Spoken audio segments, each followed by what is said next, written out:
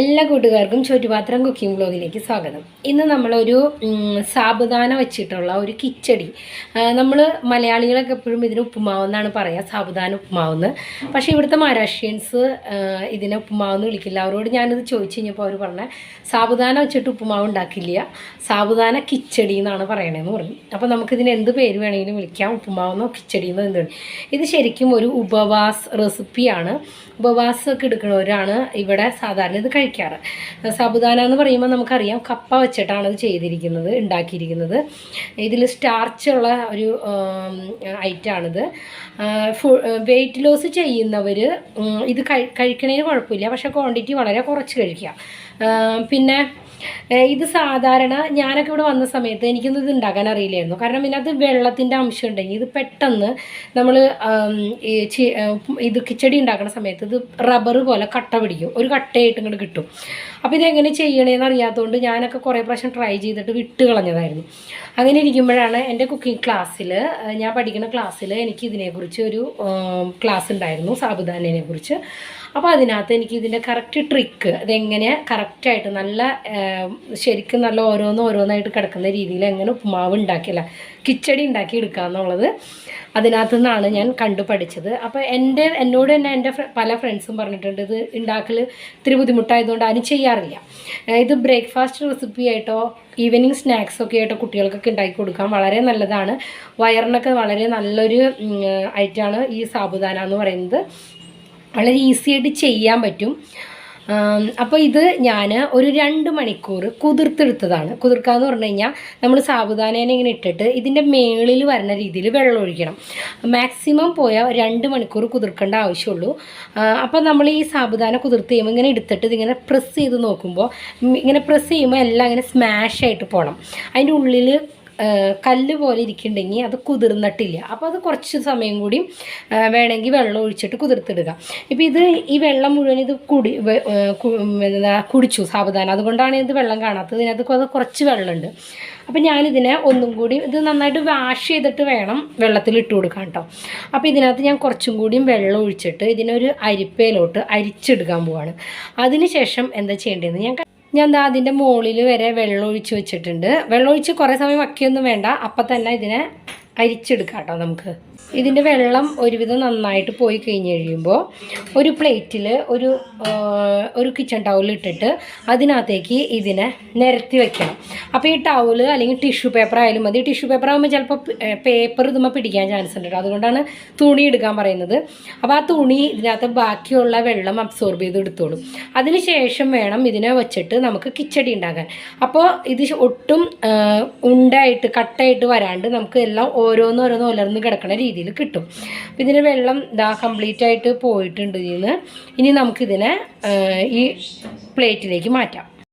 അപ്പോൾ ഇതിനെ ഇങ്ങനെ കുറച്ച് സമയം വയ്ക്കണം. അപ്പോൾ ആ തുണി കംപ്ലീറ്റ് അതിനകത്തു നിന്നുള്ള വെള്ളം വലിച്ചെടുത്തോളും.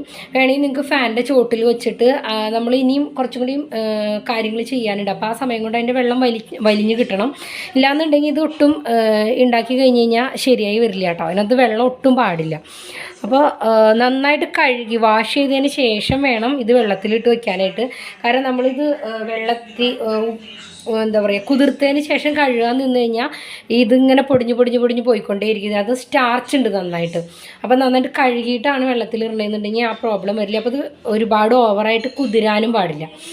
ഇനിയും ഇതിനെ നമുക്ക് മാറ്റി വെച്ചിട്ട് നമുക്ക് വേറെ കിച്ചടിക്ക് വേണ്ട സാധനങ്ങൾ എന്താണെന്ന് വെച്ചാൽ തയ്യാറാക്കാം. നമുക്ക് സാബുദാന കിച്ചടിയിലേക്ക് വേണ്ടിയിട്ടുള്ള പീനട്ട് വറുത്തെടുക്കാം. ഒരു 1/2 കപ്പ് പീനട്ടാണ് ഞാൻ എടുത്തിരിക്കുന്നത്. 1 കപ്പ് സാബുദാനയാണ് ഞാൻ കുതിർക്കാൻ വേണ്ടിയിട്ട് വെള്ളത്തിലിട്ടത്. അപ്പോൾ അതിന് വേണ്ടിയിട്ട് 1/2 കപ്പ് പീനട്ട് എടുത്തിട്ടുണ്ട്. ഇതിനെ ഒന്ന് റോസ്റ്റ് ചെയ്തെടുക്കാം. അപ്പോൾ നമ്മൾ പീനട്ട് വറുത്തതാ ഞാനൊരു പ്ലേറ്റിലേക്ക് മാറ്റി വെച്ചിട്ടുണ്ട്. ഇത് നിങ്ങൾക്ക് തൊണ്ടോട് കൂടിയോ അല്ലെങ്കിൽ തൊണ്ട് കളഞ്ഞിട്ടോ മിക്സിയുടെ ജാറിലിട്ടിട്ട് പൊടിച്ചെടുക്കാം. നല്ല കോഴ്സ് പൗഡറായിട്ട്, അതായത് തരിയോടുകൂടി വേണം പൊടിച്ചെടുക്കാനായിട്ട്. അപ്പോൾ ഞാനിവിടെ കുറച്ച് പൊട്ടറ്റോസിനെ ഫ്രൈ ചെയ്യുന്നുണ്ട്. ഇത് തികച്ചും ഓപ്ഷണലാണ്, വേണമെങ്കിൽ മാത്രം ഇട്ടാൽ മതി. വെയിറ്റ് ലോസ് ചെയ്യണവരാണെങ്കിൽ സാബുദാനയുടെ കൂടെ പൊട്ടറ്റോസ് ഇട്ട് ഒരിക്കലും കഴിക്കരുത്. രണ്ടും കാർബോഹൈഡ്രേറ്റ്സ് ആണ്. അപ്പോൾ ഇത് കുട്ടികൾക്ക് ഇഷ്ടമാണെങ്കിൽ മാത്രം ചെയ്ത് കൊടുക്കുക. പൊട്ടറ്റോനെ ഒന്ന് എന്താ പറയുക ഹാഫ് കുക്ക് ചെയ്തെടുക്കുക.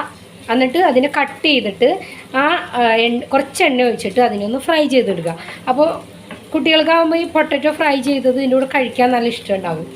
അപ്പോൾ ഞാൻ ഉപ്പിട്ടിട്ടാണ് പൊട്ടറ്റോനെ ബോയിൽ ചെയ്തേക്കുന്നത്. അതും കംപ്ലീറ്റ് ആയിട്ട് ബോയിൽ ചെയ്ത് സ്മാഷ് ആവരുത്, ഹാഫ് കുക്കാക്കി എടുക്കുക. എന്നിട്ട് കുറച്ച് സമയം ഫ്രീസറിൽ വെച്ചാലും മതി. അപ്പോൾ നല്ല കടക്കായിട്ട് കിട്ടും അത്.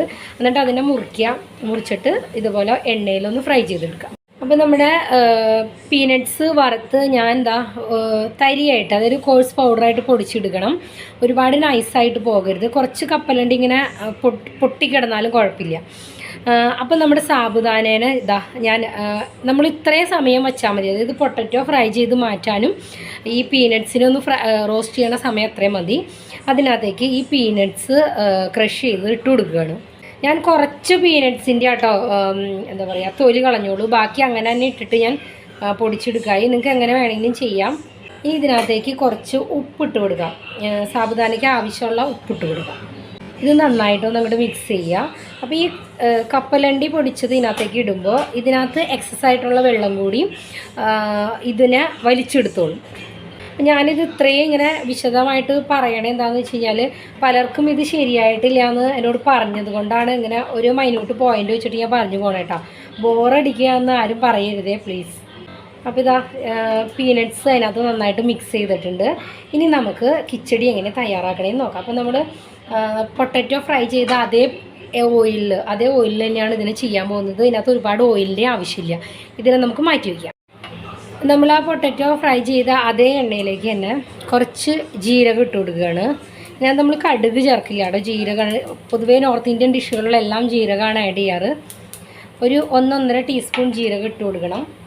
എരിവനുസരിച്ചിട്ട് പച്ചമുളക് ചേർത്ത് കൊടുക്കാം. ഞാൻ ഒരു വലിയ പച്ചമുളക് എടുത്തിരിക്കുന്നത്, നിങ്ങളുടെ എരിവനുസരിച്ച് എടുത്തോളൂ. പിന്നെ കുറച്ച് കറിവേപ്പില.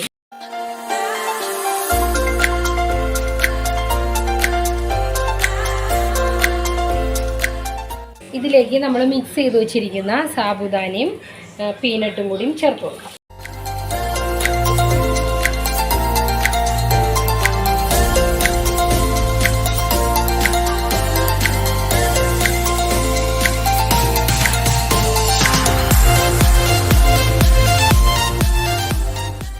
അതൊന്ന് മിക്സ് ചെയ്തതിന് ശേഷം ഇതിലേക്ക് 1 ടീസ്പൂൺ പഞ്ചസാര ആഡ് ചെയ്ത് കൊടുക്കാം. അതുപോലെ തന്നെ 2 ടീസ്പൂൺ ലെമൺ ജ്യൂസ്. അത് നിങ്ങളുടെ പുളി അനുസരിച്ചിട്ട് കൂട്ടേ കുറയ്ക്ക് ചെയ്തോളൂ. പക്ഷേ ഇത്രയും ഒരു കപ്പിന് 2 ടീസ്പൂണിൽ കൂടുതൽ ചേർക്കണ്ട. പിന്നെ വേണമെന്നുണ്ടെങ്കിൽ നമുക്ക് കഴിക്കുന്ന സമയത്ത് നാരങ്ങനീര് ഇതിനകത്തേക്ക് പിഴിഞ്ഞു കൊടുത്താൽ മതി. ഇതൊന്ന് നന്നായിട്ട് മിക്സ് ചെയ്യുക. അതിന് ശേഷം ഇതിപ്പോൾ ഞാൻ ലോ ഫ്ലെയിമിലാട്ടോ വച്ചിരിക്കുന്നത്. സാബുദാന ജീരകം ഇട്ടതിന് ശേഷം തൊട്ട് ലോ ഫ്ലെയിമിലാണ് വച്ചിരിക്കുന്നത്. ഇനി ഇതിനെ ലോ ഫ്ലെയിമിൽ തന്നെ മൂടി വെച്ചിട്ട് ഒന്ന് കുക്ക് ചെയ്തിടണം. കുക്ക് ചെയ്യുമ്പോൾ നമുക്ക് ഇത് ട്രാൻസ്പെറൻ്റ് ആയിട്ടുള്ള മൂടി വെച്ചിട്ട് തന്നെ മൂടി വയ്ക്കണം. അപ്പോൾ നമുക്ക് അറിയാൻ പറ്റും ഈ സാബുദാന വേവണത്. ഈ സാബുദാനയും ഇങ്ങനെ ട്രാൻസ്പെറൻ്റ് ആയിട്ട് വരും. അപ്പോൾ ഞാൻ ഇതിനൊന്ന് മൂടി വയ്ക്കട്ടെ. ഒരു 2 മിനിറ്റ് ഞാനിത് മൂടി വെച്ചു. ഇടയിൽ ഒരു പ്രാവശ്യം ഒന്ന് മിക്സ് ചെയ്ത് കൊടുക്കണം. കാരണം അടിയിലുള്ളതിനെ ഒന്ന് മിക്സ് ചെയ്ത് മുകളിലേക്ക് ആക്കണം. ഒരുപാട് സമയം ഇത് വെച്ച് കഴിഞ്ഞാൽ ഇത് റബ്ബർ പോലെ ആവാൻ തുടങ്ങും. അപ്പോൾ ഇതിപ്പോൾ റെഡി ആയിട്ടുണ്ട്.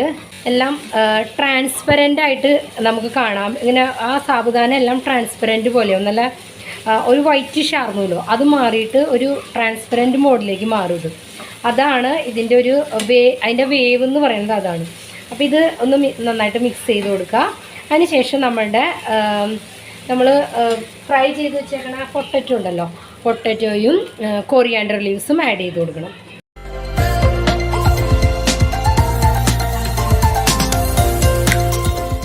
അപ്പോൾ ഇതാണ് നമ്മുടെ സാബുദാന കിച്ചടി. മഹാരാഷ്ട്ര സ്പെഷ്യൽ. മഹാരാഷ്ട്രയിൽ എല്ലാവരും ഉപവാസത്തിന് വേണ്ടിയിട്ട് കഴിക്കുന്നതാണിത്. അപ്പോൾ ഇതുവരെ ഇത് ട്രൈ ചെയ്യാത്തവരും ഇത് ഉണ്ടാക്കി നോക്കിയിട്ട് ഇതുവരെ ശരിയായില്ല എന്നുള്ളവരും ഈ ഒരു രീതിയിൽ ഈ ചെറിയ 1-2 കാര്യങ്ങൾ ശ്രദ്ധിച്ചാൽ മാത്രം മതി.